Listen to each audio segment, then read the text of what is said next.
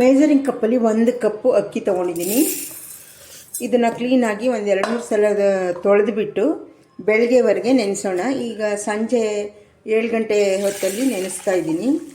ನೀರು ಹಾಕಿಬಿಟ್ಟು ಒಂದು 3 ಸಲ ತೊಳೆದು ಬೆಳಗ್ಗೆವರೆಗೆ ನೆನೆಯೋಕ್ಕೆ ಬಿಡ್ತೀನಿ. ಒಂದು ಪ್ಲೇಟ್ ಮುಚ್ಚಿ.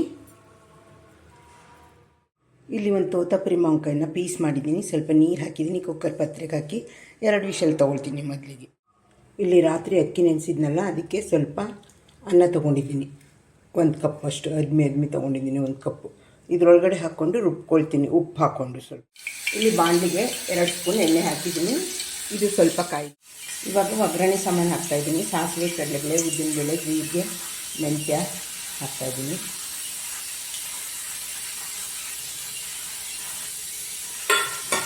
ಸ್ವಲ್ಪ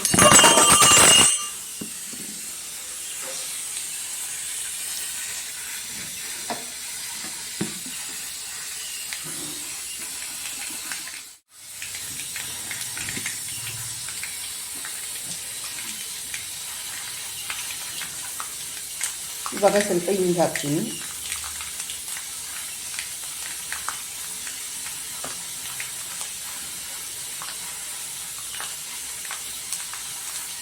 ಇವಾಗ ಒಂದು ಈರುಳ್ಳಿ, ಬೆಂಡೆಕಾಯಿ ಕಟ್ ಮಾಡಿರೋದು, ಕರಿಬೇವು ಸೊಪ್ಪು ಹಾಕ್ತೀನಿ.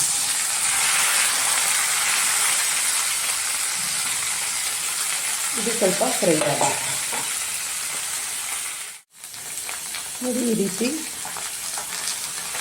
ಮಗಿಸ್ತಾ ಇರಬೇಕು, ಇಲ್ಲಾಂದರೆ ತಳ ಹಿಡಿದ್ಬಿಡುತ್ತೆ. ಎಣ್ಣೆಲಿ ಇದು ಚೆನ್ನಾಗಿ ಫ್ರೈ ಆಗಬೇಕು.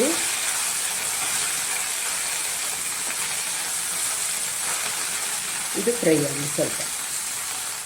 ಇಲ್ಲಿ ಸ್ವಲ್ಪ ಉಪ್ಪು ಹಾಕಿದ್ದೀನಿ. ಇವಾಗ ಕಾಯಿ, ಎಳ್ಳು, ಖಾರದ ಪುಡಿ, ಕರಿಬೇವಿನ ಸೊಪ್ಪು, ಬೆಳ್ಳುಳ್ಳಿ ಇಷ್ಟನ್ನು ರುಬ್ಕೊಂಡಿದ್ದೀನಿ. ಅದನ್ನು ಪೇಸ್ಟ್ ಹಾಕ್ತೀನಿ. ಜಾರೆಲ್ಲ ತೊಳೆದ್ಬಿಟ್ಟು ಸ್ವಲ್ಪ ನಮಗೆ ತೆಳ್ಳಗೆ ಹೇಗೆ ಬೇಕೋ ಹಾಗೆ ನೀರು ಹಾಕ್ಕೊಳ್ಳೋಣ. ಇವಾಗ ಅಕ್ಕಿ ಮತ್ತು ಅನ್ನನ ರುಬ್ಕೊಳ್ಳೋಣ. ಸ್ವಲ್ಪ ಉಪ್ಪಿನ ಪುಡಿ ಹಾಕ್ತಾಯಿದ್ದೀನಿ ಜಾರಿಗೆ, ಇದಕ್ಕೆ ಬೇಕಾದಷ್ಟು.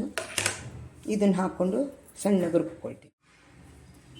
ಸ್ವಲ್ಪ ಮಾವಿನಕಾಯಿ ಬೇಯಿಸ್ಕೊಂಡಿದ್ನಲ್ಲ, ಅದ್ರ ತಿರುಳು ಹಾಕ್ತಾಯಿದ್ದೀನಿ. ಇವಾಗ ಚೆನ್ನಾಗಿ ಕುದಿಸೋಣ. ಬೆಂಡೆಕಾಯಿ ಗೊಜ್ಜು ರೆಡಿಯಾಗಿದೆ. ಇಷ್ಟು ಕುದಿಸಿದ್ರೆ ಸಾಕು. ಸ್ಟವ್ ಆಫ್ ಮಾಡಿಬಿಡೋಣ. ನೀವು ರೊಟ್ಟಿ ತವ, ದೋಸೆ ತವ ಏನು ಬೇಕಾದ್ರೆ ಇಟ್ಕೊಳ್ಳಿ. ನಾನು ದೋಸೆ ತವ ಇಟ್ಕೊಂಡಿದ್ದೀನಿ. ಈ ಥರ ಸಂಪೂರ್ಣ ಥರ ರುಬ್ಕೊಂಡಿದ್ದೀನಿ. ಇವಾಗ ಹಾಕೋಣ ಇದಕ್ಕೆ.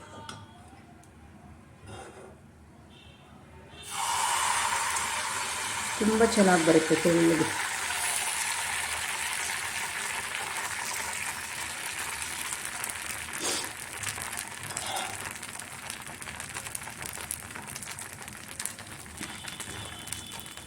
ಒಂದು ಪ್ಲೇಟ್ ಮುಚ್ಚಬೇಕು.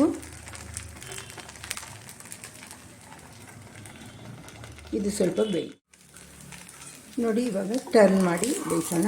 ಎದ್ದು ಬರುತ್ತೆ, ಚೆನ್ನಾಗಿ ಬೀಳುತ್ತೆ. ಇವಾಗ ಟರ್ನ್ ಮಾಡಿ ಬೇಯಿಸಿದ್ದೀನಿ.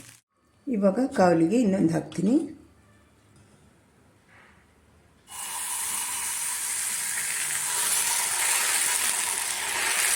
ತೆಳ್ಳಗೆ ರೊಟ್ಟಿ ತಿನ್ನಂಗೆ ಆಗುತ್ತೆ.